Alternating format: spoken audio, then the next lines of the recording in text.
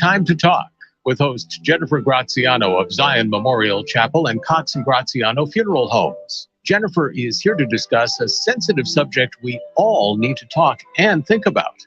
Here now is Jennifer Graziano and Time to Talk. Good morning, Westchester. It's 9 a.m. on Monday, and that means it's time to talk with me, Jen Graziano. I'm a licensed funeral director who oversees my family's funeral homes, Cox and Graziano of both Mamaroneck and Greenwich, and the Zion Memorial Chapel of Westchester. Every Monday, I come to you discussing important topics and sensitive matters that all of us need to pause and reflect upon at some point. And through this show, I hope to provide a platform to do so. If you're joining us this morning on 1460, a Whitney Global Media station, we will take your questions, comments, and calls to 914-636-0110. Hello to Vinny in the control room and everyone else joining you in there. And good morning, Facebook Live viewers, with Tim Judge, man behind the camera from GreenwichLocal.com as well. Happy to have you on the air. It is spring, a little too cold for that, but nonetheless, spring is here. Renewal, time to dust the cobwebs off and start again. So with that on the line, I am joined by Dr. Paul Cavaluzzi, who practices geriatric medicine. He's a geriatrician in White Plains. And I really want to highlight today what a geriatrician does, how the geriatric medical model differs from a more aggressive and interventional approach. And we want to really discuss ways to maintain optimal health as we age, as we are getting on in years, how we can still maintain that optimal health and connecting to the right physician to do so. So, Dr. Paul Cavaluzzi, good morning. Good morning, Jen. How are you? I'm wonderful. Thank you. Great to have you back on air with us. I really do think what you're doing, it is wonderful and perhaps not as well known as it should be. So I really want to talk today and begin by, what is a geriatrician, doctor? Well, a geriatrician is a physician that goes on to do extra training to study illnesses that are common in seniors. So after medical school and after doing a residency in either internal medicine or family medicine, a physician goes on and does a fellowship in geriatric medicine, and they spend another year or two, depending upon the program, studying illnesses that are common in seniors. Is there an average age or a threshold age that you treat, or what qualifies being able to be in a geriatric medical practice? Most geriatricians I know will take 65 years of age and older. Okay. Yeah. So rather young. So we're talking about, a doctor geared towards seniors, but young seniors. 65 is incredibly young today. And I'm assuming the goal then is to be on this trajectory of optimal health and developing this relationship with the physician so that you are maintaining your best health and lifestyle as you progress from that age of 65. Absolutely. Right. And I think what geriatricians do is they kind of have to look at the whole picture. So you might have that 65 or 75-year-old that has congestive heart failure or emphysema, or maybe bad arthritis, maybe some cognitive deficits. And it's looking at all of that. It's looking at the whole picture and having helping the patient to make decisions about how best to move forward, considering everything. There's a social emotional component to that as well. When you're looking at the whole picture, you really have to be involved in the lives of your patients and really have a good assessment as to who they are and the external and environmental factors that are contributing to their health as well. Is that correct? Yeah, and what their wishes are, and that's part of what you have to do is understand what their wishes are and what their wishes would be should they ever lose capacity to make decisions down the road. And so it's important to understand what their wishes are. And it's important then also to, sometimes bring family members in or people close to them, bring them in too, so they understand too. So to just give an example, if you have somebody, let's say, who maybe has some chronic kidney disease, it's not severe enough where they need dialysis, but they have some chronic kidney disease. It's important to understand what their wishes would be. Let's say if the disease ever progressed to the point where they would need dialysis, right? What would their wishes be about that? What would their wishes be about dialysis? Would you ever want dialysis? Do they understand what dialysis is? Do they understand the implications of that? So it's getting to know your patient and understanding what their wishes are. This way, down the road, if they ever do lose capacity, which does happen a lot, where one may lose capacity to make decisions, that you can use the knowledge that you, or the opportunity to get to know your patient a little bit better and understand what their wishes are, to help, to ensure that their wishes are respected, and to advise the family of that too. There's so many different angles that I want to cover with you today, Doctor. Let's talk about the commonalities that you see in your practice. Are there, a top three, if you can say the top three health concerns, if you had to, weigh the averages, top three health concerns that are most prevalent amongst your patients? Do you see a difference by age as we go 60s, 70s, 80s? Do those top health concerns shift, or top health problems change? What do you find most prevalent within the patients of your practice? Well, if I had to think about it, I think one thing that a lot of the younger population that I take care of is their cognitive health, and whether or not they're may develop dementia down the road, and wanting to, if possible, take steps to try to prevent that.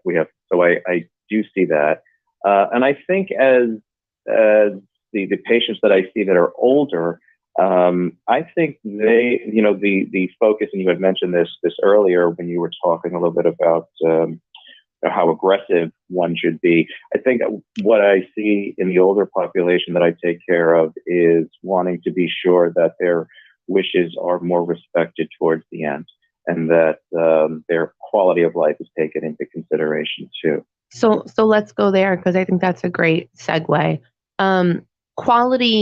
Quality of years versus quantity. In the book, I reference Being Mortal. I mentioned it on the earlier show today, and I had read that book, and it was one of the reasons I had reached out to you the last time you were on the show, because the book written by a doctor really illustrates, the Western medical model that is often very aggressive and interventional in treatment, and to what end. So if you're going to be doing invasive procedures on somebody of an advanced age, are you really adding time? Or are you really adding quantity of days, months, and years? Or are you running the risk of detracting the quality of the time that is left? So where do you fall on the lines of aggressive, interventional, invasional medical approaches with patients who are in advanced aging? Well, it's really not my call. It's my patient's call, and what I try to do is respect their autonomy. Mm-hmm. And so the answer is different for different patients. I have some people who, let's say at a younger age, don't want to go for any more cancer screening, and I have patients at an older age who not only want to go for more screening, but if they were to get cancer, that they wanted to be more aggressive about it. Now, to your point, yes, we have to, part of what geriatricians will do is sit there with their patients and make them aware, in conjunction also with the other doctors. Like, let's say if we're talking about something, a cancer diagnosis, having that conversation also with their oncologist too. About, what treatment would be, what treatment would look like, what your quality of life may look like. And then, yes, what your life expectancy would be if you would go forward with this treatment, and what your life expectancy would be if you wouldn't go forward with this treatment. So there's really no one answer that applies across the board. You kind of have to get to know your patient, like we were saying before, get to know your patient, get to know what their wishes are, looking at what their quality of life is now, and then helping them make those decisions. And there's lots of different things, but there's helping them make those decisions as you're confronted with these different scenarios. So cancer screening's one. Do you want to go for further colonoscopies? Do you want to go for further mammograms? Do you want to do these things? So you have to look at, okay, if we have a positive finding, what would we do about it? And what would your wishes be too? And I have patients that kind of fall on both sides of the spectrum, where some just no more. That's it. I don't care really if I and growing up cancer, let's say, I've had a good life, I'm okay. And I have others that want to be more aggressive. So you have to sit there and get to know them and make them aware of what those risks and benefits are of screening and treatment, depending upon what you're speaking of. So the geriatric model is not necessarily non-invasive and non-interventional. It's really, it runs the gamut, and it's really patient dependent. It's understanding your patient, understanding all the physical, emotional, and mental and external factors that comprise their unique situation and treating accordingly, laying out the pros and cons of both sides and taking their wishes into account. But it's not necessarily a less invasive approach to medicine. Right, exactly. It's not necessary. And I think part of what geriatricians trained to do is, it's not so much, what's the best treatment for their heart failure. It's not so much what's the best treatment for their emphysema. It's how do you manage somebody who's 75, has heart failure, has emphysema, maybe has kidney disease, has bad arthritis, which impairs their ability to walk, and maybe has some cognitive deficits or some mild dementia too. How do you look at all of that, and how do you manage that going forward? So, to your point and to kind of what we're discussing here, if you have somebody, let's say, with very advanced Alzheimer's disease, okay, their life expectancy likely it's not very long, just based on how the illness progresses, right? And now, let's say if they get to a point where they need dialysis. Oh, okay. Dialysis in a demented person can be very traumatic, and oftentimes it is. They can get agitated. This is something that they're going to have to do multiple days a week.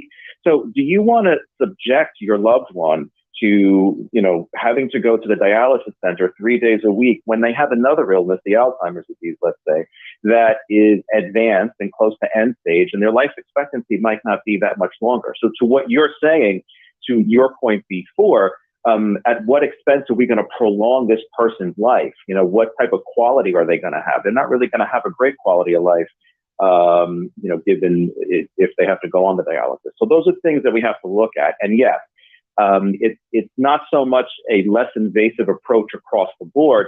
That answer is different depending upon the situation and what the patient's wishes are. Patient dependent. So if you're just joining us on air on 1460 WVOX, or on Facebook Live, I am speaking with Dr. Paul Cavaluzzi, a physician in White Plains who specializes in geriatric medicine, which is an advanced training beyond medical school to really dive into the issues that impact us as we age. And wonderful information so far. But doctor, we've now hit on the word dementia a few times. We've touched upon cognitive ailments, cognitive decline. We see more and more of this nowadays. Are you starting to find that cognitive impairments are coming on at a younger onset? Again, with 60s being young, are we seeing more of that? And if so, what are the factors that are being identified as contributing to the increased cases of cognitive impairments? So I'm not so much seeing people present at a younger age. I think what you have to remember is that there's a population shift too. So we just have more and more people that are becoming older, just based on the population shift in this country. So as such, you're going to see more cases of dementia. It doesn't. So although the absolute numbers may be increasing, the percentages might be the same. So I'm not necessarily seeing it at a younger age. But yes, that is something that I know a lot of my patients are concerned about. And I mean, to a certain extent, as you get older, one question I do get is, well, when do I have to worry? Like, I forgot where I put my car keys yesterday. Does that mean I have dementia? Do I have to worry? If you and oftentimes the patients don't have insight into this. Usually it's family members that might pick up on this more so. But if you find that your loved one's memory problems are really impacting their day-to-day, their ability to function on a day-to-day basis, so their ability to care for themselves, just very basic stuff like bathing and toileting and dressing and driving if they're doing that, still food shopping, paying bills. Sometimes that's a very sensitive indicator as to whether or not there may be some cognitive impairment, where you go to see mom or dad and you realize that the electric is turned off because the bill hasn't been paid. Sometimes that's a clue that somebody might be having some cognitive impairment. Or you find out that they're not taking their medications, right? And you say, well, mom, dad, how come you're not taking your meds? And sometimes we think, well, they're not taking their medications because they don't want to. And sometimes that's not the case. Sometimes that's a sign that there may be some cognitive impairment and they're not taking their medications because they're not remembering how to. So now we hear that, I mean, once the impairment sets in, are there things that can be done to slow the process down? We've heard a lot about certain foods that we eat, as certain diets and certain foods that can help all different aspects of our body and our health. But is there a diet that can be done? Are there cognitive mental exercises that can be done, such as doing crossword puzzles, reading books, doing more to keep sharp? Once this starts, is there anything we can do to stop this rapid decline down the slippery slope? So it depends upon what type of dementia we're speaking of. So just to back up a little bit, there are different types of dementia. So, dementia is kind of a broad term. So There are Alzheimer's types dementias, there are vascular dementias, there are dementias that are associated with Parkinson's disease, and then there were some other types of dementias. And this is why sometimes it's also helpful to go for a workup in the beginning. And the workup consists of having blood work drawn, getting brain imaging done, sometimes going for what's referred to as neuropsych testing or neuropsychological testing. And kind of all of this, the neurologist would then sit there and kind of put all of this together and kind of come up with, yes, the diagnosis that somebody might have dementia, but then also what type it is. So, I mean, there's not really much that we can do, let's say, for like an Alzheimer's type of dementia. Now, if you have a vascular type of dementia, so vascular dementia is a dementia that kind of gets caused because of poor blood flow to the brain. You can think of it that way. I'm trying to sort of put it in simple terms. And the same vascular damage that happens, let's say, to the blood vessels of the heart, okay, if that disease process builds over time, you can have a heart attack. Okay. And so that same damage that can happen to those blood vessels happens to the blood vessels in the brain too. And if that burden of damage builds up, you can develop a type of dementia that's referred to as like a vascular dementia. What we do in that situation is we do know that there are certain things that lead to vascular disease, uncontrolled blood pressure, uncontrolled diabetes. So what we try to do is modify some of what we refer to as the vascular risk factors. And then possibly we might be able to either slow down that process. If you're dealing with like an Alzheimer's dementia, unfortunately, there's not really much that as of now we have that's definitively been shown to kind of slow down that process. What about beforehand? I mean, in our 30s, 40s, and 50s, are there anything that is any suggestions or any wisdom out there of things we can do to keep our cognitive health intact as we age? That remains to be seen, and there's a lot of research that's ongoing now in terms of what, if anything, we can do. What causes Alzheimer's, and what, if anything, can we do at a younger age to maybe try to prevent that from happening? But at this point in time, we're not really there. Okay. And do you find genetic markers, hereditary markers? Is it likely that this is a trait that's passed down, that if your parents or grandparents suffered from cognitive impairments, that likely you'll be impacted? There is a genetic form which is more prevalent, which happens at a younger age. Genetics do play a role. There are some genes, but it's not necessarily an absolute that if you have certain genes that you're going to get Alzheimer's. So there are some other factors there too. Okay. So, I think above all, again, we're talking about aging. We're talking about also receiving proper medical care. As you can see, we're speaking with Dr. Cavaluzzi, a geriatrician who's so well versed in the aging process, what starts to happen, treatment, preventative treatment, also making you aware of your options. I really stress the importance of connecting to the right physician. And in the geriatric medical model, they're really just giving you all of your options, showing you pros and cons, and really getting an understanding of the patient as a whole.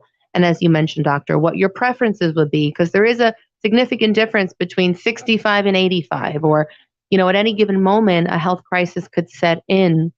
And if it does render you unable to make these sound decisions, it's important to have documented what you want, what you would want in case of the emergency. And I always say the hardest part is you have to think about these hard things and hard scenarios when you're happy and healthy. So, but nonetheless, important that we really take the time today to make sure that we're connected to the right people in life, including our physicians. How important, Dr. Cavaluzzi, is keeping mobile, exercise, even if it's like 20 minutes a day, but keeping the body mobile, muscle memory? How important is that do you explain to your patients? It's very important. It's very important to stay active. Then there are certain exercises. So one thing that can lead to a decreased quality of life, obviously, are things like falls and fractures. And nobody wants that, right? Nobody wants to get a hip fracture or an arm fracture or what have you. And one thing that in geriatrics we always look at, falls certainly are common. But one thing that we look at are there any potentially precipitating, are there any things that potentially, or any places where we could intervene to prevent falls from happening? So one thing that I think changes, or one thing that does change as we age is, and this is a common scenario that I see, is that you have people that maybe for a lot of their lives, they've been on a medication like Valium or Ativan or something like that to help them sleep or to help with anxiety. And maybe they've been very stable on that medication for many years. As you get older, our ability to metabolize medications change, and medications like that can contribute to, it can contribute to cognitive changes, but it also can contribute to balance problems and falls. So that's something that needs to be looked at. Having arthritic conditions also can contribute to falls too. So, and the reason why I'm going back and answering your question this way is because it does play a part. So yes, staying active and exercising is important. It's important for balance. It's important to keep your strength. It's important to prevent falls. So yes, that is something that's important. And Dr. Cavaluzzi, you make house calls, correct? That's correct. Yes, we do. We make house calls. And that's a wonderful thing too. Again, you can assess the situation in the home and mitigate the fall risks. And it's refreshing to see, that great bedside manner and home visits. Doctor, you've given us such wonderful information. How can any listeners and viewers connect with you? You have a website, if you can share that. Sure. Thank you. The website is www.geriatricmedicalassociates.com. And our phone number, the office number, is 914-505-6142. And you're right in White Plains, in the heart of Westchester. In White Plains, yes. Looking at the patient as a whole, again, means also understanding who their caregivers are, their family. I'm sure you have many important discussions with family members present, and a big part of what you do must be advising them as well, the implications and choices of treatment. Absolutely, yeah. And to that end, it's important also, I think, to being sure that your wishes are written down. And a lot of my patients do have living wills, and they'll sit with their attorneys and who draft these documents. But I think it's also important, and a lot of patients don't know what's most form. It's referred to as a most form, medical orders for life-sustaining treatment. A most form is basically an order from your doctor, which says that I've had this conversation with my patient, or their proxy, and we'll touch on a healthcare proxy too. And this is what their wishes are. They do not want CPR. They would not want to be intubated, which is where if you are having a lot of trouble breathing, they put a tube down your throat to help you. I would not want dialysis. I would not want a feeding tube, or maybe I do. And the doctor has this conversation with you and goes over everything and checks off all the boxes, and you sign it, witness signs it, your doctor signs it. And that's an important document to have. That's a document here in New York State. Anybody can look it up if you were to just Google MOLST, M-O-L-S-T. Okay. And you can see that form. If you don't have one, I do advise downloading it, bringing it to your doctor, having the conversation with them, and then having one filled out. And then when you do have it filled out, keep it. We always tell people either keep it on the refrigerator or maybe even keep it behind your door too.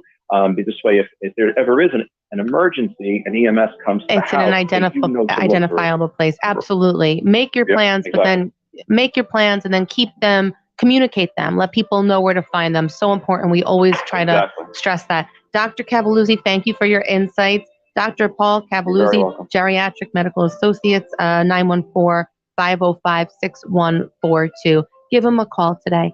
And this is Jen Graziano thanking you for taking the time to listen as we took the time to talk. Have a great day, Westchester. Bye-bye.